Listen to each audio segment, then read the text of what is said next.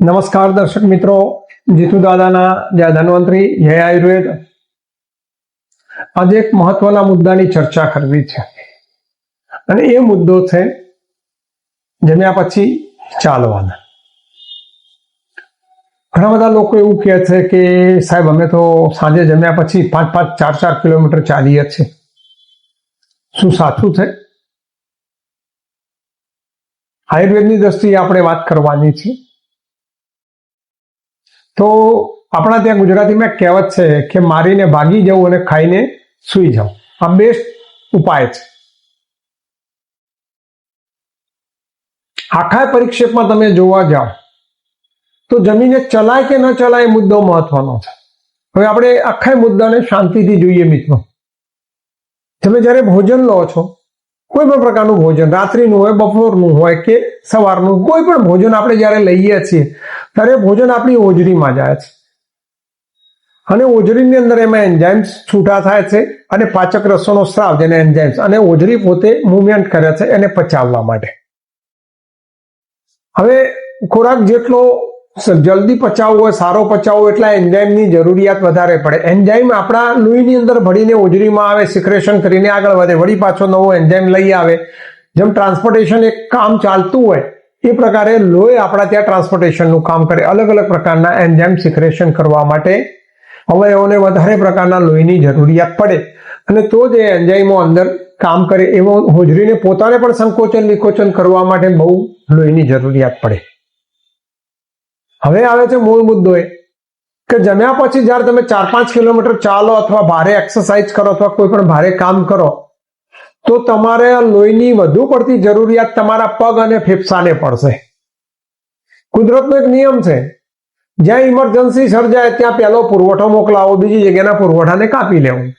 હવે જ્યારે તમે જમીને ચાલો મિત્રો, ત્યારે શું થાય કે જમીને ચાલવાથી તમારા પગ અને ફેફસાને મેક્સિમમ બ્લડને સપ્લાય જોઈએ, એટલે લોહી તમારા પગમાં અને તમારા ફેફસા સુધી જશે. જે હોજરીમાં મળતા બ્લડ સપ્લાયને એટલે લોહીના પુરવઠાને ઓછો કરવામાં આવે. આ સમય દરમિયાન લોહીને અંદર જે પ્રકારના એન્ઝાઇમ્સ મળવા જોઈએ, જે પાચન થવું જોઈએ ન થાય, સમ્યક પાચન ન થવાના લઈ અને ગેસ, એસિડિટી અને કેટલાય બીજા ઉપદ્રવો સર્જાય છે, જે લાંબા ગાળાના હોવાથી આપણે તાત્કાલિક ખબર પડતી નથી. પણ ધીમે ધીમે જેમ જેમ કોઈ પેટ્રોલ ઓછું થતું જાય અથવા પેટ્રોલમાં ભેળસેળ આવે ને એન્જિન ઘસાતું જાય, એમ આપણું શરીર ઘસાતું જાય. એટલે જમ્યા પછી આયુર્વેદે કહ્યું છે ભોજન પશ્ચાત સતપદમ ગત્વા એવં વામ કુક્ષી કુર્યાત. બપોરે ડાબા પડકે સૂવું જોઈએ. મતલબ નિંદર નહીં હો, ખાલી સૂવાની વાત છે, આડા પડવાની વાત છે. અને સાંજે જમ્યા પછી 100 ડગલા કે 1000 ડગલા આસપાસનો સામાન્ય ટહેલવું જોઈએ. જમીને સૂઈ જવાની આયુર્વેદે પણ મનાઈ કહી છે. થોડું ઘણું કામકાજ તો કરવું જ જોઈએ, સામાન્ય પણ. એમાં એવો પરિશ્રમ ના હોવો જોઈએ કે જે પેટના બ્લડ સપ્લાયને, હોજરીના બ્લડ સપ્લાયને રૂકાવટ કરે. તમને થશે કે સાહેબ આની સાયન્ટિફિકલ સાબિતી શું? તો મારે તમને એક વાત કરવી છે કે હમણાં જર્મનીમાં આ બાબતમાં બહુ સરસ મજાનો પ્રયોગ થઈ ચૂક્યો છે. મેં અમારા આયુર્વેદ જનરલમાં વાંચેલું કે બંને પ્રકારના શિકારી કૂતરાઓને ચોક્કસ પ્રકારનો ખોરાક ખવડાવવામાં આવ્યો વજન કરીને, અને એક કૂતરાને બેસાડી રાખવામાં આવ્યો ભોજન કરીને, બીજા કૂતરાને શિકાર પાછળ બહુ દોડાવવામાં આવે છે.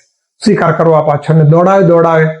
અમુક ચોક્કસ સમયના અંતરે બંનેના હોજરીના અંદરના ફૂડના, ખોરાકના નમૂનાઓ ટેસ્ટ કરવા માટે લેવામાં આવે.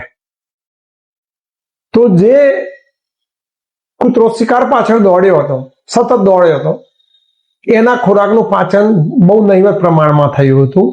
જ્યારે જે કૂતરો બેસી રહેલો હતો ને શાંતિથી બેઠેલો હતો, એના ખોરાકનું લગભગ ઓલમોસ્ટ પાચન થઈ ચૂક્યું હતું. એટલે વિજ્ઞાન પણ હવે આ બાબતમાં આગળ કામ કરે છે. તમે સાવ ગામડાના મજૂર હોય ને એને જોજો કે બપોરના જમ્યા પછી એ અડધો કલાક, પોણો કલાક કે કલાક આરામ કરે અને કરવો જ જોઈએ. રાજકોટ આ બાબતમાં બહુ ભાગ્યશાળી છે કે જમ્યા પછી 2-4 કલાક આરામ કરે છે. રાજકોટ વાસીઓને, જેને આ પ્રથા ચાલુ કરી, અભિનંદનને પાત્ર છે. ખરેખર ભોજન પછી થોડો આરામ જોઈએ. એટલે રાત્રે જે ચાલવાની સિસ્ટમ છે. ભલે બીજા વિજ્ઞાન ગમે તે કહેતા હોય, એના સાથે હું કશું કહેવા નથી માંગતો, પણ જ્યારે બેઝ ઓફ આયુર્વેદથી મારે કહેવું હોય તો જમ્યા પછી રાત્રે ચાલવા જવું એ નિનાંત ભૂલ ભરેલું છે. ચાલવું જ ન જોઈએ. સામાન્ય ટહેલવું બરાબર છે. તો મિત્રો, તમને ગેસ એસિડિટીનો ભારે પ્રોબ્લેમ ન થાય, ભવિષ્યમાં પાચન લગતા કોઈ પ્રશ્નો ન થાય, તો રાત્રે 4-5 કિલોમીટર ચાલવાનું મહેરબાની કરીને બંધ કરો. સામાન્ય ગલીના નાકા સુધી ટહેલો. અને જમ્યા પછી તરત સુઈ જવાનું પણ નથી, એ પણ ભૂલ ભરેલું છે. જમ્યા પછી તરત સુઈ નહીં જવું, થોડું ઘણું કામ કરવું અને શાંતિથી પછી નિંદ્રા લેવી. અસ્તુ. જય હિન્દ, જય જવાન, જય કિસાન.